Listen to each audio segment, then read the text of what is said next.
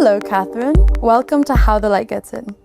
You are a cultural theorist known for your work around class mainly. Your next book is about trauma. Can you briefly explain this topic and why it's important?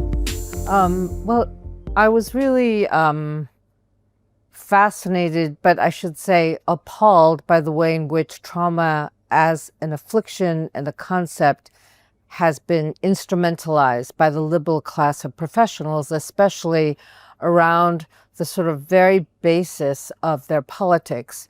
And instead of just criticizing identity politics or woke politics, as some of my colleagues who I admire on the left have done, I thought we had to go deeper. And there was something about the rise of this kind of psychologization of suffering, as well as the gentrification of pain, that really struck me as being critical to the post-68 professional class elites.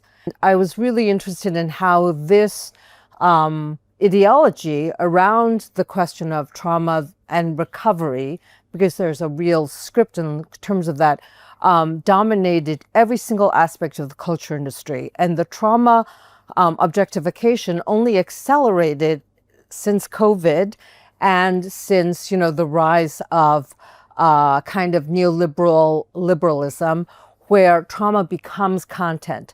Publishers were starved for it. And it comes out, and I trace a kind of intellectual history of trauma in the American culture industries as a function of both the end of the Cold War and the war of the professional classes against the working classes, because all ideas of suffering then had to go through this lens of suffering and recovery.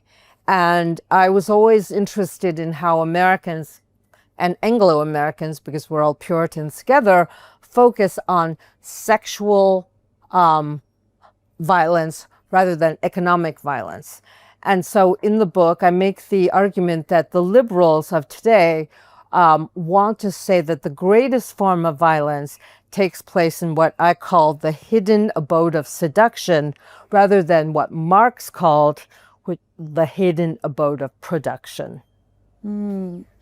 So do you think it's an element of a class war? Yes, absolutely.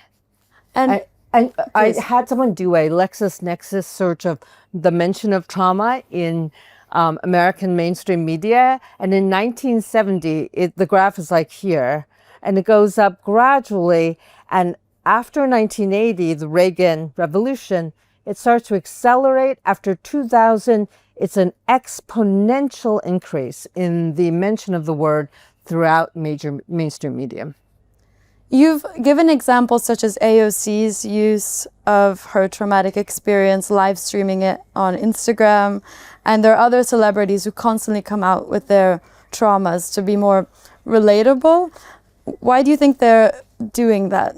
I think it's more than to be just relatable, but it's to authenticate themselves as good people, as enlightened people, and to burnish their brand. So for instance, Prince Harry, your prince, is obsessed with his own familial trauma. And I think that he has absolutely been through the ringer in terms of paparazzi, etc.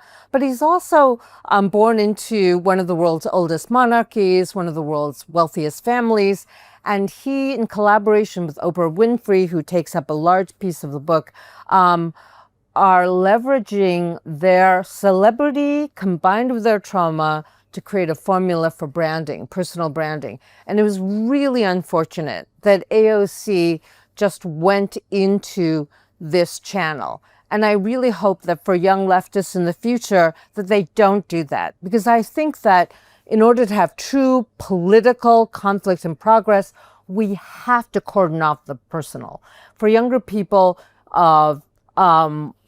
there is a pressure to expose oneself and to remain in constant contact with social media, to leverage one's trauma and its publicity for eyeballs.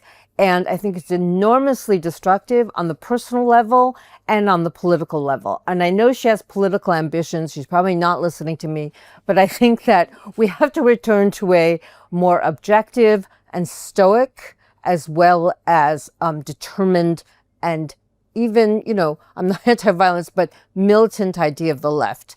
And to fetishize vulnerability and to fetishize confession only takes us back to the most reactionary forms of bourgeois subjectivity. Is there an idea that suffering somehow makes you more pure or innocent? It's in this language of lived experience that you feel like if you haven't suffered, you don't have the right to speak about something. And we have to take the confession at face value. Confession is very, very Christian. Did Karl Marx ever work in a factory? No, but he was one of the greatest intellectuals and thinkers of the 19th century of the deplorable conditions of the first and second industrial revolutions. He went and saw what the working class was doing. He, along with Engels, were non-religious witnesses to the immiseration of the working classes in this area of England, very close to where Birmingham, Liverpool, Manchester. And so do we say, oh, you were never a worker in a textile factory, so you have no right to speak of it? I think that is the deepest kinds of anti-intellectualism possible, so that this sort of lived experience authentication is part and parcel of an anti-materialism that's part of liberal centrist politics in the Anglo-American world that we export to the rest of the world as some kind of moral good.